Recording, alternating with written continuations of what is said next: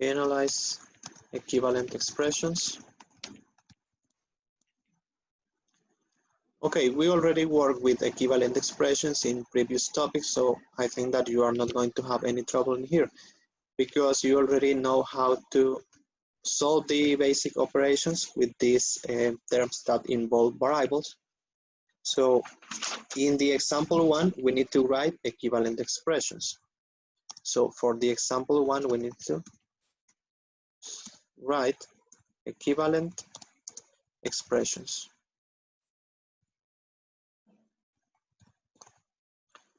Then we read the problem and we know that a new box of pasta claims that it contains a 25% more than the usual box.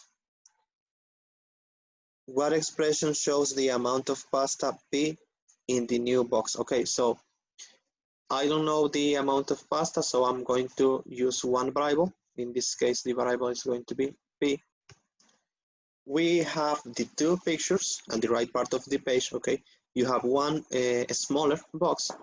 This is the 100% of the product, but you have one bigger box that is going to contain a 25% more. They ask you to find what is the expression then that shows the amount of pasta. So we write something using the diagram that we have below. You can see the diagram. This represents the problem situation. We need to write an expression since using this, you have the variable for P, that is the pasta. This is in a blue color, so you can see it. This is the 100% for the smaller box.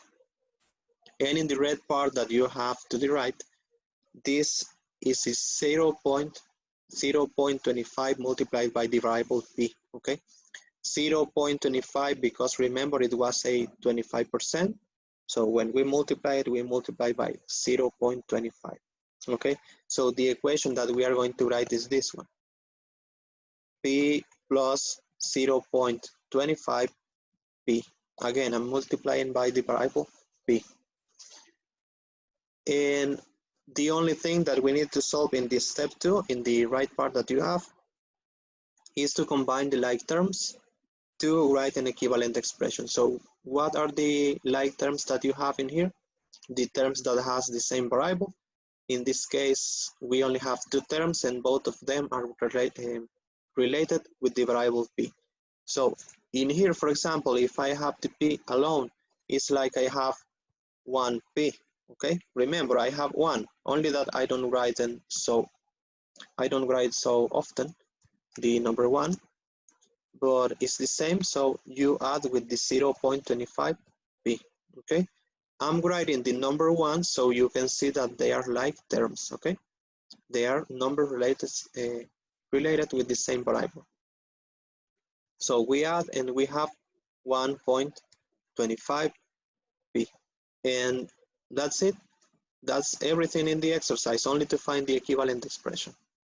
So for 1.25 P, you can say that is 125%. Because 25% more then 100% is 125%, okay? So in this first example, that's the only thing that you need to do, only to write an equivalent expression. Again, I don't think that you are going to have any trouble with this exercise because we already solved more complicated exercises in the previous topics, okay? And you already know how to work with these expressions when they contain fractions, when they contain variables, when they contain decimals, okay? We can have many different examples, but they are going to be solved in the same way. We keep together the terms that has the same variable.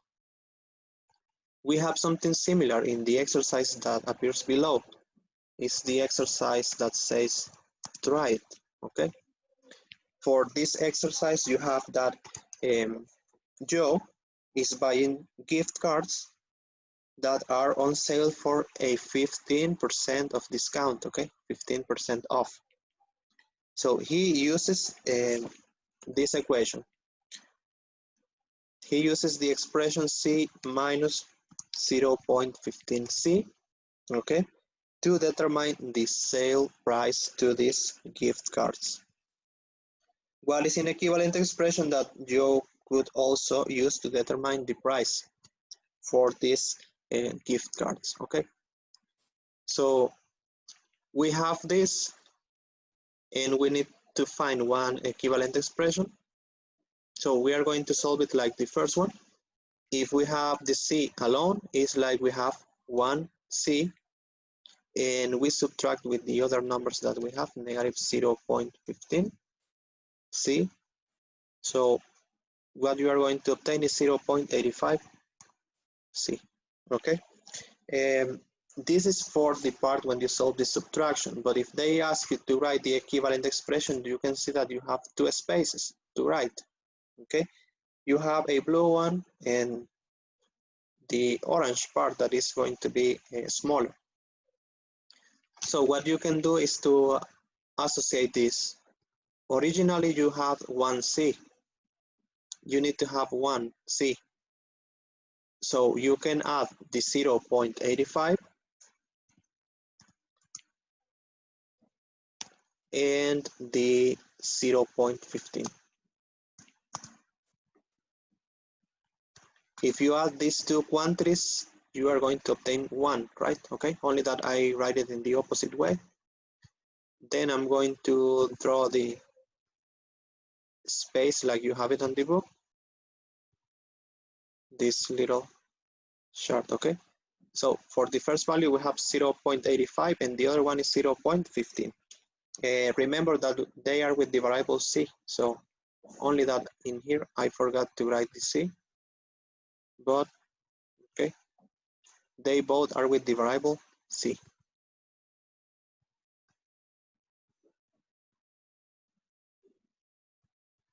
Okay, so this is for the second, for the exercise try. That's it, only to find equivalent expressions. Now in the example 2, maybe we can take more time because this is a little longer. We have 3 cases, but it's going to be the same. So in the example 2, we need to analyze equivalent expressions. Example 2, we need to analyze equivalent expressions.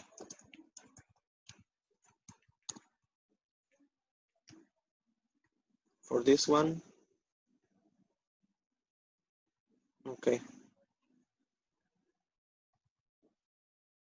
In here we have 3 cases. So some middle students will use 1-foot tiles to create a frame around a large square mural painting with side lengths S feet. Okay, so we are representing the number of feet with the variable S. 3 students each wrote an expression to determine the number of tiles needed. Are these expressions equivalent? We need to explain this. Okay, so we are going to determine if the 3 expressions they write are equivalent or not. So for the first expression that you obtain is S plus 1, right? But you have this 4 times. You have S plus 1 in each side of this frame, okay? Okay, in each side of the mural painting we have this. So S plus 1 plus S plus 1 plus S plus 1. I need to do this 4 times because they are 4 sides of the mural painting. Plus S plus 1. Okay, so now how many times do I have the letter S? 4 times, right? So 4 times the letter S plus 4 times the number 1. Okay, because later I need to associate if these equivalents are these expressions are equivalent, so I'm trying to simplify the most I can. Okay, or you can say if we put this together, because the 4 is a common factor, right? The 4 is a common factor, so you can say this too. 4 times s plus 1. That is the length of each side. You can see now that we can have many different forms to write the same, okay? And this is what we are going to prove, that we are going to obtain the same result even if they are written in a different way. So for the second one, you have the value of S for each side of this mural painting. But for the corner, they have a value of 1 unit. There are 4 corners, okay? So we have to add 4 times the number 1. So you have S in here plus S plus S plus S plus 4 times the number 1. Again, I can say 1 plus 1 plus 1 plus 1, okay? Or we can say in the same moment 4 times the letter S and 4 times the number 1, okay? You can add because they are numbers, they are going to be the same, okay? So in this case, I have this, okay? 4 times the number 1. In this case, we can write it in here if you want, because if we multiply by 1, it's not going to change, okay? And for the third case that we have the 2 horizontal parts in S plus 2 plus other time S plus 2 again, okay? And the vertical lines, they are only S plus S plus S. So when we write this together, we have 2 times the letter S, and I have 2 times the expression S plus 2. I'm relating the number of of sides. 2 times the letter S is relating the vertical sides, okay, the vertical parts. And for the horizontal, in the top and in the bottom of the mural painting, I have S plus 2. So we only need to solve then for the 3 expressions to know if they are the same or not. So for example, for the first one, we use the distributive property. 4 times S is 4S, and 4 times 1 is going to be the number 4. For the second one, we only add, we have 4 times the letter S, and we have the number 4, okay, the number 1 4 times, so we have 4. And for the last one, the same, 2S plus, I multiply 2 times S, 2S plus number 2 multiplied by the other number 2, so we obtain 4.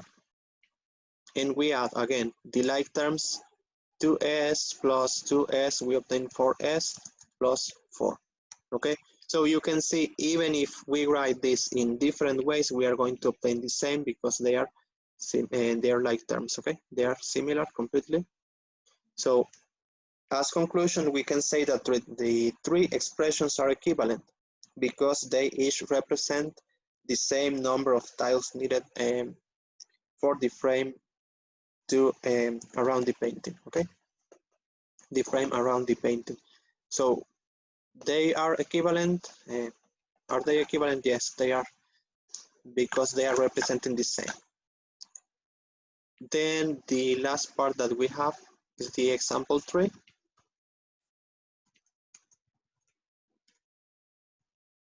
In the example 3, we need to interpret equivalent expressions.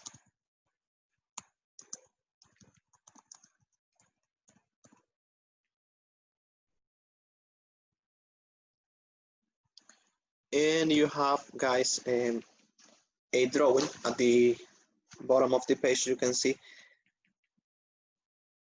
the tabletop is in blue color and the leaf is in green color. For the leaf, the length is represented by the variable x, so we don't know the exact length of this. We are using one variable. We know the length for the blue part, okay, that is 6.5 feet. And we know the measure for the width, that is 3.5 feet. So remember about the area of the rectangle, we need to multiply the width by the length.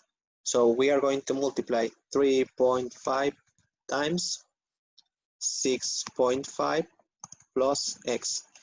6.5 plus x is the total length, okay? The total horizontal part of this rectangle. So in the exercise says that this table with a rectangular top has been extended with a table leaf as shown in the figure, okay? So we need to multiply this expression that we have to write an equivalent expression. They want an equivalent expression about this for the total area of the extended table. So what does each term of the equivalent expression tell you about the table? We are going to do the solution of this with the distributive property. So we multiply 3.5 times 6.5 plus 3.5 times the variable x. And we multiply 3.5 times 6.5 and we obtain 27.72 plus 3.5x. Remember that when we multiply the number by the variable, we only combine them. We don't modify the variable, so we have in this way. And what else we need to do in here? Only to finish with the conclusion. This is the area in square feet for the table leaf. You can see that the table leaf is what includes the variable x. And for the other one, 22.75 is the area of the original table, okay? Then if we have the value for x, we can obtain a numeric value. But they are asking you for one expression, so we can have it in this way. To finish this, we have the exercise that says try it below this one. It's going to be very similar, only that we need to do the opposite, okay? Similar in the procedure, in that we are going to do distributive property, okay? But in this case, they give you the equation 1,900 plus 76x. The total area in a square feet of a rectangular stage that has been widdened by x feet is represented by this equation that I just write. Use the distributive property to factor the expression and tell what does each factor in the equivalent expression tell you about the stage. So factor the expression. You already know how to factor the expression. The idea is to find what one value that multiply by these two give you this, okay? So to find this, I'm not going to write all the factors of the numbers. One easiest way is that you divide 1,900 by 76, so we obtain 25. Then the common factor is going to be